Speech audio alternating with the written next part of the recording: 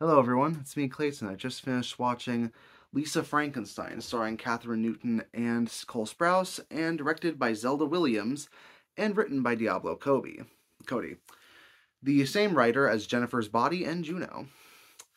So Zelda Williams has an interesting career as far as I'm concerned.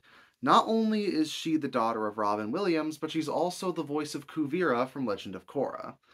So I didn't really expect her to become a horror comedy director or for her to work with the writer of Jennifer's Body, a film that was panned by critics when it first came out, but has since developed a bit of a cult following over the years.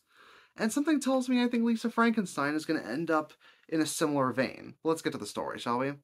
The story follows Lisa Swallows, played by Katherine Newton, who's this girl whose mother was murdered by a serial killer and who moved in with a new family and is going to a new school in her senior year. She doesn't fit in, and while her father and her new sister mean well, her mother isn't exactly a big fan of her either. Her stepmom, I mean.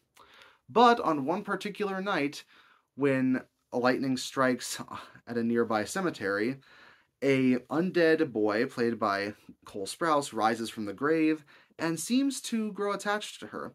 So the most of the movie is about Cole Sprouse and Katherine Newton getting revenge on people who wronged them, and also getting new body parts for Cole Sprouse's character. So because he's missing a hand, among other things, so they can eventually fall in love. So that's all I'll say about the story. It's basically an outcast romance in a very similar vein to a lot of 80s monster films. And I actually really like a lot of what the film's going for.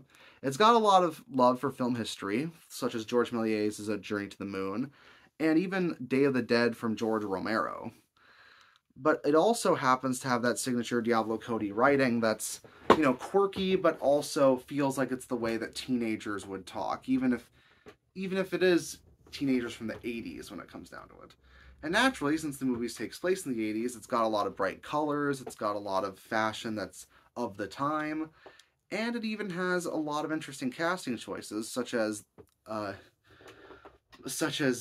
Lisa Swallows' mom basically being the mom from Spy Kids. I thought that was an interesting premise.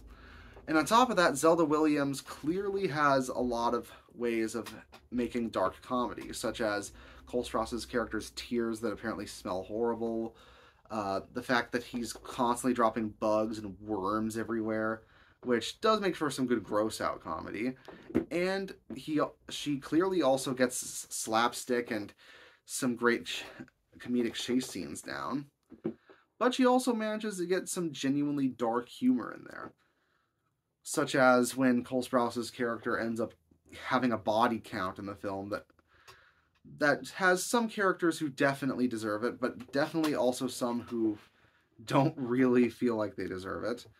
And it makes you realize that an undead person who wakes up in a completely new time period naturally wouldn't fit in at all, especially when it comes to the standards of back then versus the standards of now.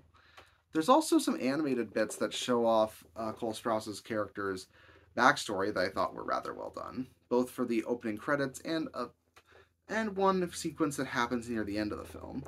It's not going to be an absolute classic, but as a cult, I think there will be a cult following, not only because of the people involved, but also because it's genuinely pretty funny and pretty inventive. Though it is weird how Kuvira is the one who made this film. So I'll give it a 7.5 out of 10. See you next time.